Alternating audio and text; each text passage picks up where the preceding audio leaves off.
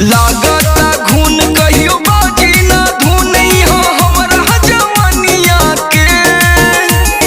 घरे वाला धन छोड़ी भइला सजन तू आशिक नचनिया के।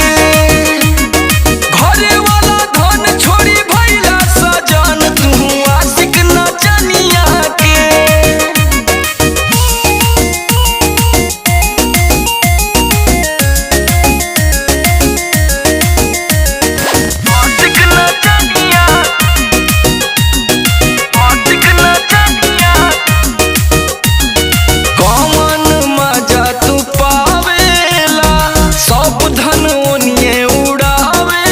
घरवा दुअरवा भी ले जाए कोई जे देना।